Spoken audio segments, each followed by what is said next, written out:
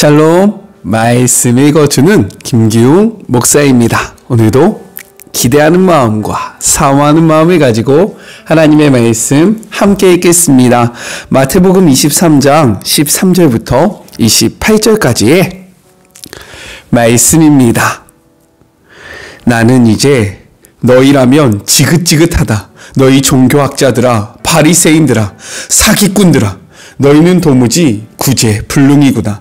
너희 삶은 하나님 나라의 길을 막는 장애물이다. 너희도 들어가지 않으면서 다른 누구도 들어가지 못하게 하는구나. 너희 종교학자들아, 바리새인들아, 사기꾼들아, 너희는 도무지 구제불능이구나. 너희는 회심자 하나를 얻으려고 세상을 반바퀴나 돌다가 일단 얻으면 그를 너희 복제품으로 만들어서 갑절로 저주받게 하는구나. 너희는 도무지 구제불능이구나. 얼마나 교만하고 미련하냐. 너희는 새끼손가락을 걸고 약속하면 아무것도 아니지만 성경책에 손을 얹고 맹세하면 중요하다 말한다. 이 무슨 무식한 소리냐. 성경책 가죽이 내 손의 살가죽보다 더 중요하단 말이냐. 또 악수하면서 약속하면 아무것도 아니지만 하나님의 증인 삼아 손을 들면 중요하다는 말 같지도 않은 말은 어떠냐. 이런 하찮은 것이나 따지고 있으니 얼마나 우스우냐. 악수를 하든 손을 들든 무엇이 다르단 말이냐. 약속은 약속이다. 예배당 안에서 하든 밖에서 하든 무엇이 다르단 말이냐. 약속은 약속이다. 하나님은 언제나 그 자리에 계셔서 너희를 지켜보시며 너희에게 책임을 물으신다. 너희 종교학자들아, 바리새인들아, 사기꾼들아, 너희는 도무지 구제불능이구나. 너희는 꼼꼼히 장부를 적어가며 동전 하나까지 11조를 내지만 하나님의 율법의 알맹이인 공평과 긍휼과 헌신과 같은 절제적인 기초는 이래도 그만 저래도 그만 안중에도 없다. 정서스러운 장부 정리도 좋다만 기초는 반드시 필요하다. 처음부터 끝까지 다 틀려먹은 인생 이야기를 쓰면서 시시콜콜 맞춤법과 구두법을 따지고 있으니 너희 꼴이 얼마나 우스운지 알기나 하느냐. 너희 종교학자들아, 바리새인들아, 사기꾼들아, 너희는 도무지 구제불능이구나. 너희는 햇볕에 반짝이도록 컵과 그릇에 겉에 광을 내지만 그 속에는 너희의 탐욕과 탐심이 특실거린다. 미련한 바리새인들아, 속을 깨끗이 닦아라. 그래야 반짝이는 것도 의미 있을 것이다. 너희 종교학자들아, 바리새인들아, 사기꾼들아, 너희는 도무지 구제불능이구나. 너희는 잘 가꾼 묘지처럼 잔디도 가지런하고 꽃도 화사하다면 2m 아래 땅속에는 온통 썩어가는 뼈와 벌레가 파먹은 살뿐이다. 사람들은 너희를 보며 거룩한 사람인 줄 알지만 속을 들여다보면 너희는 완전히 사기꾼이다. 이것은 하나님의 말씀입니다. 오늘 본문은요, 예수님이 선포하는 7가지 화 있을진저. 이 화 있을진저가 호의거든요, 호의. 그 중에서 6가지를 이야기하고 있습니다. 우리 하나씩 살펴보도록 할게요. 먼저 첫 번째 화, 13절 천국 문을 막음에 대해서 이야기를 하고 있습니다. 우리 13절의 말씀을 같이 한번 읽어볼까요? 화 있을진저 외식하는 서기관들과 바리새인들이여, 너희는 천국 문을 사람들 앞에서 닫고 너희도 들어가지 않고 들어가려고 하는 자도 들어가지 못하게 하는도다 라고 기록되어 있습니다. 외식하는 자란 연극에서 가면을 쓰고 연기하는 연기자를 뜻하는데요. 그들이 행하는 거의 모든 종교적인 행위들이 하나님을 경외하는 경건한 신앙심에서 자연스럽게 흘러나오는 것이 아니라 겉으로만 경건한 채 하는 위선과 다른 사람들의 눈에 거룩하고 경건하게 보이려는 교만한 마음을 가지고 인위적으로 행하는 것임을 날카롭게 지적하고 있는 표현입니다. 그들이 행한 첫 번째 화는요, 천국 문을 사람들 앞에서 닫아 자신뿐만 아니라 들어가려는 사람들도 막아서고 못 들어가게 한다라고 이야기하고 있습니다. 그들은 자신들의 율법을 해석하고 가리키는 이유가 사람들을 하나님께 나아가는 삶을 살도록 하기 위해서다라고 이야기했지만 정작 그들의 해석과 가르침은요, 하나님께 나아가는 길을 막아서고 있다라는 겁니다. 왜요? 그들은 자신들이 예수님을 메시아로 영접하지 않은 것뿐만 아니라 예수님을 영접하라는 자들까지 막아섰기 때문입니다. 두 번째 화는요, 15절 헛된 열심에 대해서 이야기를 하고 있어요. 우리 15절의 말씀을 같이 한번 읽어볼까요? 화 있을진저 외식하는 서기관들과 바리새인들이요, 너희는 교인 한 사람을 얻기 위하여 바다와 육지를 두루 다니다가 생기면 너희보다 배나 더 지옥 자식이 되게 하는도다 라고 기록하고 있습니다. 당시 종교 지도자들은요, 이스라엘 주변 나라에 있는 디아스포라 회당을 찾아서 이방인들을 유대교로 개종했던 사람들이 할례 받는 것을 주저할 때마다 그들을 설득시키고요, 그들에게 할례를 행했습니다. 안타까운 것은 무엇이냐면 그들의 이러한 열정이 온갖 잘못된 율법 해석과 그들의 전통 교리로 말미암아 예수님을 메시아로 부인하는 일에 더욱 열심을 내게 만들었다라는 겁니다. 이는요, 말씀에 근거하지 않은 열심이 잘못된 결과를 가져오게 된다라는 것을 분명하게 보여주고 있는 거예요. 그렇기 때문에 우리의 열심의 근거는요, 우리의 신념이 아니라 우리의 전통이 아니라 하나님의 말씀이어야 함을 우리는 반드시 기억해야 합니다. 세 번째 화는요, 16절부터 22절 맹세의 해석 문제에 대해서 이야기를 하고 있는데요, 13절에서 예수님은 종교 지도자들을 가리켜 무엇이라고 이야기합니까? 외식하는 자들이다 라고 이야기했는데, 이제부터 무엇이라고 이야기하냐면 그들을 향하여 눈먼 자들이다 라고 이야기하십니다. 우리 16절의 말씀을 같이 한번 읽어볼까요? 화 있을진저 눈먼 인도자여, 너희가 말하되 누구든지 성전으로 맹세하면 아무 일 없거니와 성전의 금으로 맹세하면 지킬지니라 하는도다 라고 이야기하고 있습니다. 이는 그들의 영적인 눈이 어두워져서 무엇이 더 중하고 무엇이 덜 중요한지 구별하지 못하는 것에 대해서 비난을 하고 있기 때문에 너희는 눈먼 자들이다, 영적인 눈이 멀어 있는 자들이다 라고 말씀하고 계신 거예요. 당시 유대인들 사이에서는요, 맹세가 지나치게 남용되고 있었습니다. 그들은 맹세 중에서 반드시 지켜야 하는 것과 지키지 않아도 되는 것들을 구별해서 많은 사기극을 벌였다라는 거예요. 그러므로 랍비들은 어떤 맹세가 유효하고 어떤 맹세는 유효하지 않는지를 구별하는 데에 많은 시간을 투자했다라는 겁니다.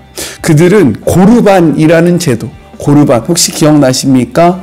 하나님께 드림이라는 것을 통해서요, 맹세의 문제를 다루었다라는 거예요. 즉 성전으로 맹세하면 문제가 없지만 성전의 금으로 맹세하면 반드시 지켜야 한다 라고 이야기했습니다. 왜요? 고르반, 금은 하나님께 드림되었기 때문인 거예요. 또한 제단으로 맹세하면 아무 일 없지만 제단 위에 있는 예물로 맹세하면 반드시 지켜야 한다라고 가르쳤다라는 거예요. 왜요? 제단의 예물은요, 고르반, 하나님께 드림되어졌기 때문이다 라고 이야기했습니다. 예수님은요, 이러한 논리로 지킬 맹세와 지키지 않은 맹세를 구별하는 그들에게 어리석은 맹인들이다 라고 이야기를 하세요. 그리고 다시 물어보시는 거죠. 금이 큽니까? 아니면 금을 거룩하게 하는 성전이 큰가? 예물이 큰가? 예물을 거룩하게 하는 제단이 큰가? 너희는 바르게 생각해야 하는데 너희 눈은 멀어 있어서 무엇이 더욱더 중하고 무엇이 덜 중요한지 알지 못하는도다. 즉 그들의 영적인 눈이 어두워져 있다는 것을 분명하게 말씀하고 있다는 거예요. 이 말씀 앞에 우리는 어떠합니까? 우리의 삶이 진정으로 무엇이 크고 중요한지를 바르게 깨닫고 계십니까? 영적인 눈을 떠서요, 진짜 잡아야 하고 진짜 중요한 것이 무엇인지를 바르게 분별하는 우리 모두가 되었으면 좋겠습니다. 네 번째 화는요, 23절부터 24절 형식적인 신앙생활에 대해서 이야기를 하고 계십니다. 23절의 말씀을 같이 한번 읽어볼까요? 화 있을진저 외식하는 서기관들과 바리새인들이요, 너희가 박하와 회향과 근처의 12조는 들이되 율법에 더 중한 바 긍휼과 정의와 긍휼과 믿음은 버렸도다. 그러나 이것도 행하고 저것도 버리지 말아야 할지니라 라고 기록하고 있습니다.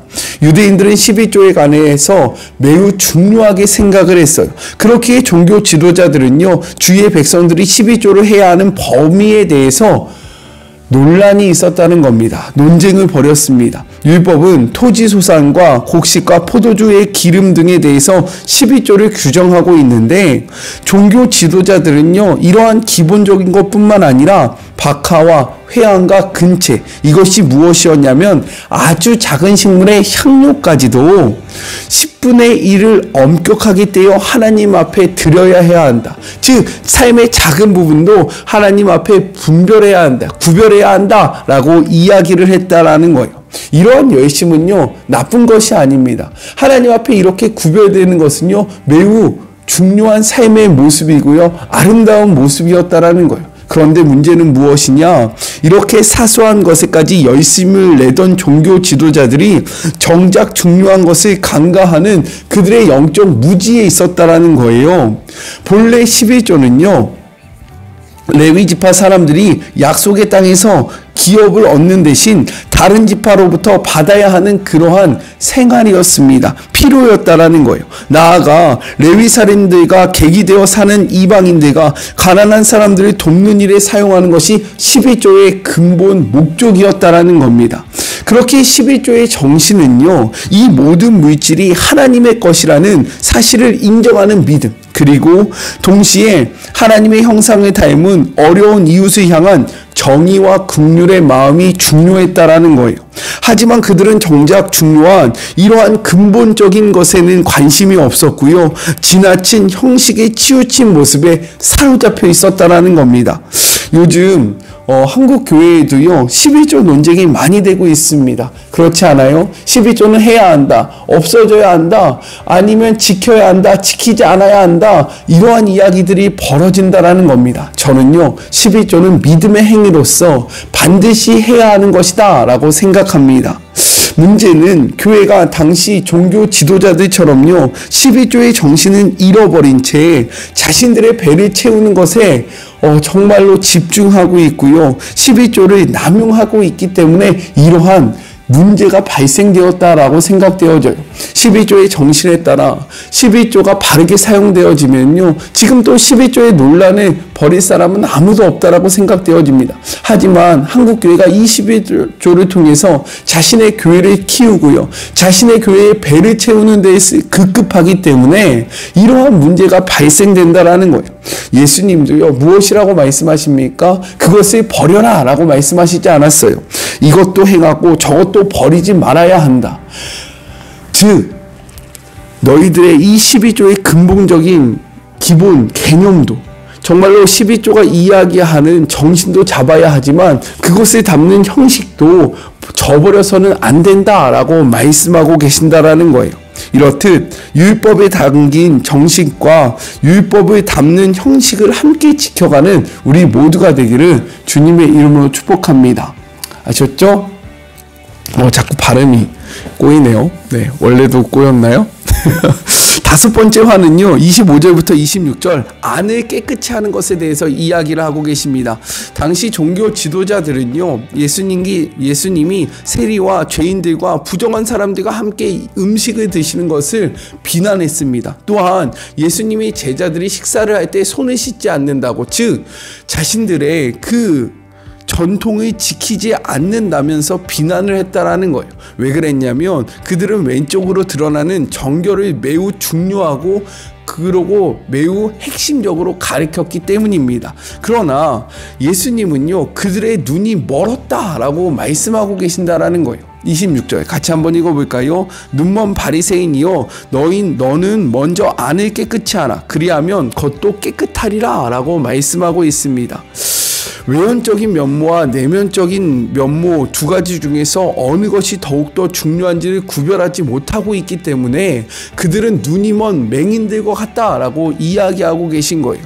예수님은요, 겉이 중요한 것이 아니라 속이 중요하다라고 말씀하십니다. 이러한 맥락에서 여섯 번째 화, 27절부터 28절 회칠한 무덤에 대해서도 이야기를 하고 계세요. 다섯 번째 화에 이어서 여섯 번째 화는요, 겉과 속에 대해서도 말씀을 하고 계십니다. 당시 유대인들은요, 유월절이 있는 달에는 가족 묘의 입구 주변에 회를 칠했습니다. 혹시라도 순례자들이 유년절을 기념하기 위해서 성전으로 나아가다가 주검을 접해서 7일 동안 부정하게 되는 것을 예방하기 위함이었기 때문이었어요. 이러한 문화 속에서 예수님은요, 말씀하고 계신 겁니다. 속에 부패한 시신이 가득한 무덤에 아무리 회칠을 하여도, 겉을 단정하게 하여도 그 속에는 온갖 더러운 것이 가득하다라고 말씀하고 있는 거예요. 이는 내면의 더러움을 감추기 위해서 밖에 온갖 형식적인 형식을, 종교적인 형식을 덧칠한다 한지라도 그들은 더럽고 그들 안에는 정말로 추한 것이 가득하다라는 것을 이야기하고 계십니다. 우리는 어떠합니까? 우리는 하나님이 보시는 속을 깨끗하기 위해서 노력을 하고 있습니까? 아니면 사람들이 바라보는 겉을 깨끗하게 하기 위해서 노력을 하고 있습니까?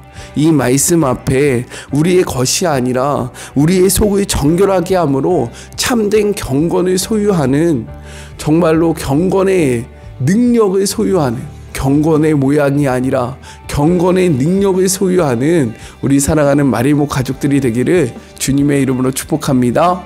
우리 같이 기도할까요?